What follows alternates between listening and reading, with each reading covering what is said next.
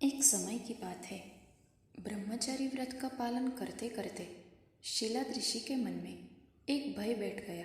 भय था कि बिना संतान उनकी मृत्यु के बाद उनका वंश समाप्त हो जाएगा।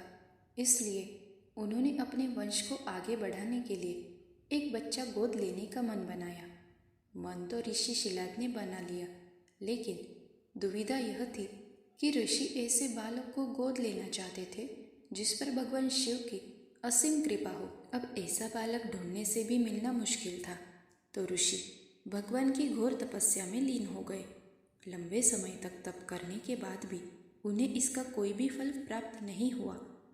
ऐसे में ऋषि शीलाद ने अपनी तपस्या को और भी कठोर कर दिया। काफी समय के कठोर तप के बाद आखिर भगवान शिव प्रसन्न हुए। उन्होंने ऋषि शीलाद को कहा, मांगो, क्या वर मांगना चाहते हो।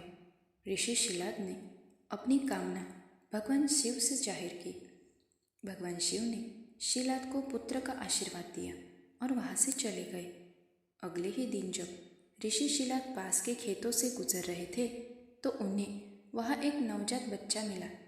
बच्चे का मुख बेहद ही मनमोहक और लुभावना था।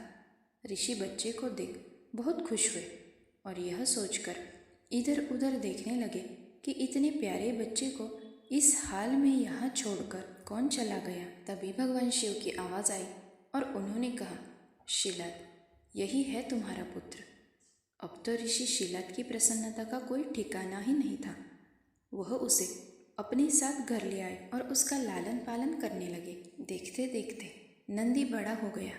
एक दिन ऋषि शीलाद के घर दो सन्यासी आए। ऋषि शीलाद की आज्ञा से नंदी ने दोनों सन्यासियों का खूब आदर सत्कार किया, उन्हें भोजन कराया। ऋषि शीलाद के घर से मिले इस सेवा भाव से दोनों सन्यासी अधिक प्रसन्न हुए। उन्होंने ऋषि शीलाद को दीर्घ आयु का आशीर्वाद दिया, लेकिन नंदी, जिसने उनकी इतनी मन से सेवा की थी, उसके लिए एक शब्द भी नहीं कहा। सन्यासियों द्वारा ऐसा किया जाने पर ऋषि शीलाद को आश्चर्य हुआ। अपनी जिज्ञासा को शांत करने के लिए शीलाद ने सन्यासियों से ऐसा करने के पीछे की वजह पूछी। तब सन्यासियों ने बताया कि आपके इस पुत्र की आयु बहुत कम है, इसलिए हमने इसे कोई आशीर्वाद नहीं दिया। नंदी ने सन्यासियों की यह बात सुन ली। नंदी ने अपने पिता से कहा, आपने मुझे स्वयं भगवान शिव के आशीर्वाद से पाया है, तो मेरे इस जीवन की रक्षा भी भगवान शिव ही करेंगे। आप इस बात की बिल्कुल भी चिंता न करो। इतना कहते हुए नंदी भगवान शिव की आराधना में लग जाता है। अपने पिता की तरह ही नंदी ने भी भगवान शिव को प्रसन्न करने के लिए कठोर तप किया।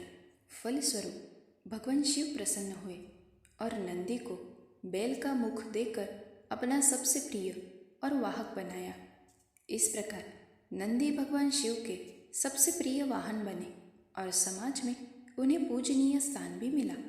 यही वजह है कि भगवान शिव की आराधना से पूर्व उनके प्रिय नंदी की पूजा की जाती है।